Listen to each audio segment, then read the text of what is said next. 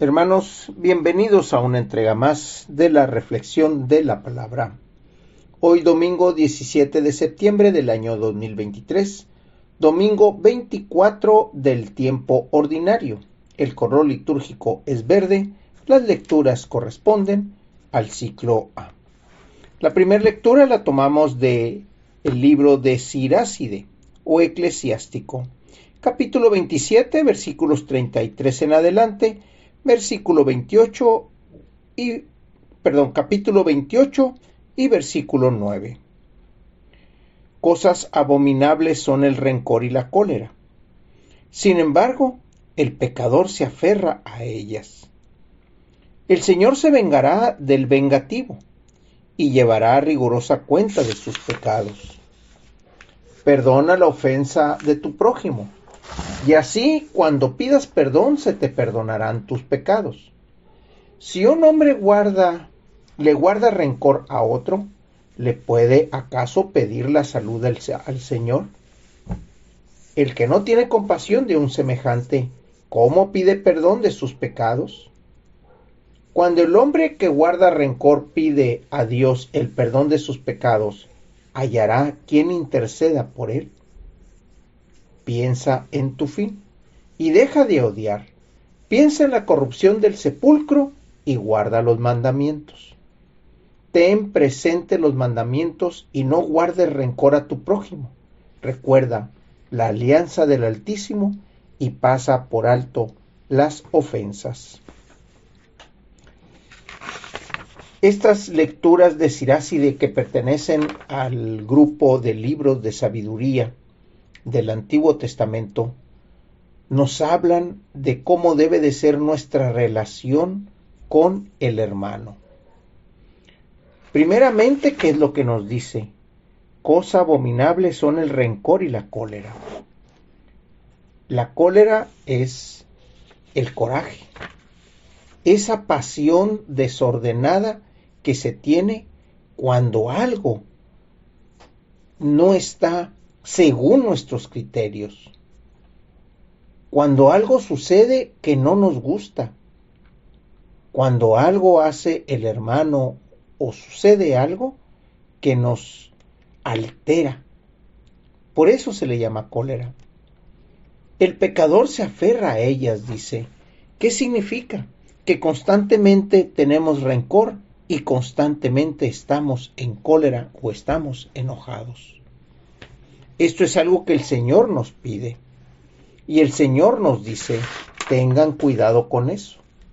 Porque si ustedes actúan de esa manera, entonces el Señor simplemente no podrá atenderlos. Y no es porque sea falto de misericordia, sino porque el Señor escudriña tu corazón. Por eso te pregunta, ¿le puede acaso pedir la salud al Señor aquel que ofende al prójimo y aún así pide perdón de sus pecados?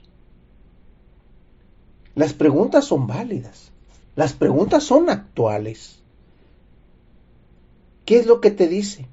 Piensa en tu fin y deja de odiar. A fin de cuentas, todos estaremos en la presencia del Señor. Todos estaremos llamados a rendir nuestras cuentas con relación al prójimo. Por eso nos dice, piensa en tu fin y piensa en la corrupción del sepulcro y guarda los mandamientos.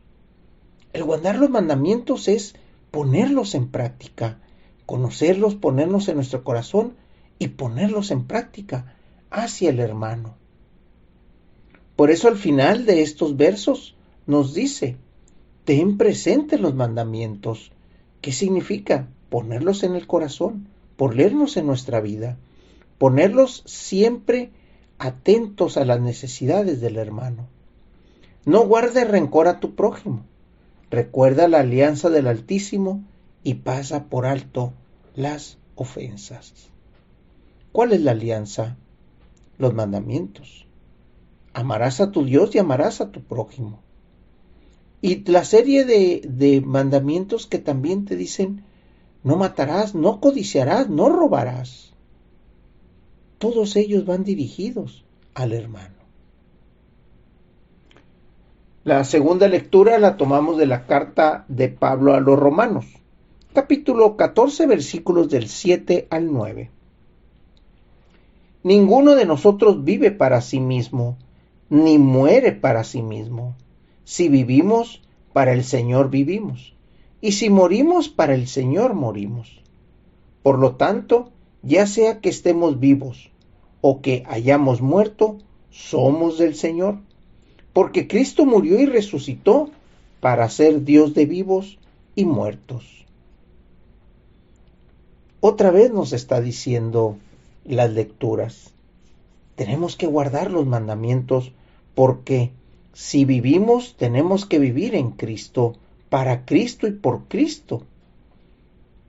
Y no es porque Cristo sea más grande que Dios, no. Hay que recordar que el Cristo o Jesucristo es el enviado del Padre para que nosotros podamos tener una persona, un elemento visible en el cual confiar, en el cual entender, en el cual seguir y sobre todo escuchar la palabra.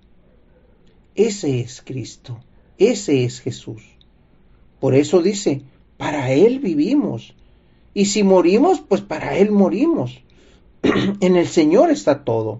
En el Señor Dios, Él que nos da la vida, Él que nos da la fortaleza, Él que nos da el sentido de vida en nuestros proyectos. Por eso, al final nos dice, Cristo murió y resucitó para ser un Señor de vivos y muertos. Si nosotros morimos y morimos en el Señor, estaremos con Cristo. Estaremos con Jesús, dentro, compartiendo la vida eterna, compartiendo los cielos, compartiendo la promesa que Dios le ha hecho a todo aquel que cuida y sigue sus mandamientos.